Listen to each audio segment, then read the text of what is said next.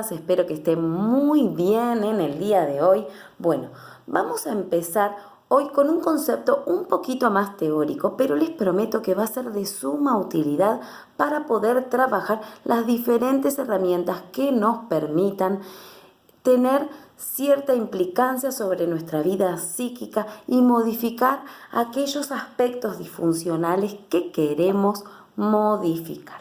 Bueno, nuestra vida psíquica se compone de 3 elementos principales: emoción, pensamiento y acción.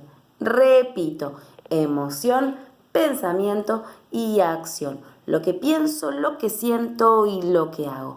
Y estos 3 aspectos de nuestra vida psíquica son diferentes aspectos de un procesamiento global.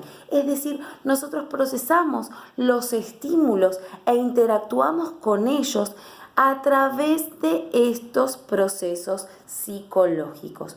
Por ejemplo, cuando tenemos determinados eventos del mundo exterior, supongamos un estímulo de preocupación. Bueno, vamos a tomar lo que está pasando ahora con el tema del coronavirus y toda esta crisis mundial que estamos viviendo para poder bajarlo un poco a la práctica. Lo que sucede, por ejemplo, las noticias que vemos nos generan determinados tipos de respuestas. Una respuesta es emocional, por ejemplo, preocupación. La preocupación es el componente emocional de esa experiencia. Junto con esa preocupación van a venir pensamientos asociados. Pensamientos generalmente, si son de preocupación, van a ser pensamientos catastróficos, como por ejemplo, se va a ir todo al cuerno, o qué va a pasar, o cómo voy a hacer con esto, cómo voy a hacer con el trabajo, qué pasa si le pasa algo a un ser querido. Bueno, empiezan a aparecer determinados pensamientos que se despliegan en nuestra cabeza si los dejamos ser de una manera compulsiva o desbordada. Y la conducta es lo que hacemos a partir de esa experiencia vivida internamente, como por ejemplo chequear todo el tiempo, buscar en Google, hablar con nuestros seres queridos o revisar, leer el diario constantemente. Ese es el aspecto conductual. Entonces, repasemos. Voy a repetir porque es importante que les quede claro. Pensamiento, emoción y conducta. ¿Y por qué es tan importante distinguirlos? Miren, porque resulta que si nosotros queremos modificar, tenemos la posibilidad de entrar por las 3 vías para poder encontrar la calma de corto plazo y de largo plazo que queremos encontrar. Si queremos modificar patrones disfuncionales, tenemos que aprender a modificarlos a partir de cada uno de estos 3 elementos. Y en algunos casos es más fácil entrar por una vía, en otros casos es más fácil entrar por la otra y en otros casos tenemos que ir teniendo diferentes estrategias para entrar por las 3 al mismo tiempo y tener un repertorio de estrategias amplio para poder modificar o lidiar con los diferentes aspectos de esas 3 vías que están en juego. De hecho, les podría decir que la terapia cognitiva tiene diferentes estrategias y diferentes épocas de acuerdo a la importancia que le ha dado a cada uno de estos 3 elementos. Por ejemplo, la terapia cognitiva pura, que hoy por hoy ya no se usa, se focaliza sobre todo en los aspectos del pensamiento. Lo que supone es que si modificamos nuestro modo de pensar, naturalmente se modifica nuestro modo de sentir y nuestros modos de comportarnos. Y eso es cierto. De hecho, muchas veces cuando cambiamos la interpretación que estamos haciendo de ese estímulo o cambiamos el foco hacia donde dirigimos esa interpretación, lo que sucede es que muchas veces sobreviene esa calma que necesitamos y por lo tanto cambian las conductas que pueden retroalimentar un círculo o vicioso o virtuoso.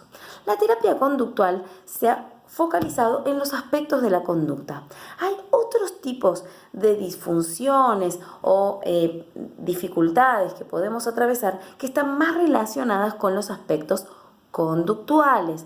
Por ejemplo, la más paradigmática para la terapia, digamos, la terapia conductual en donde más ha tenido efectos es en tipo de trastornos como las fobias, por ejemplo, donde el miedo es tan irracional y inunda tanto la vida psíquica que por más que cambiemos el modo de pensar, eso no va a tener demasiada influencia sobre cambiar el modo de conducta y las emociones asociadas.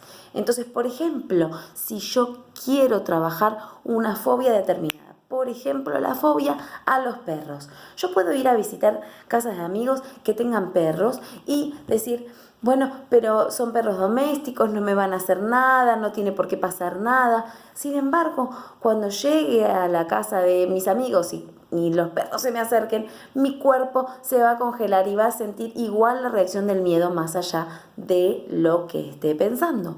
Por lo tanto, si yo quiero lograr un cambio en la emoción, en ese caso, en lo que me tengo que focalizar es en tener estrategias conductuales.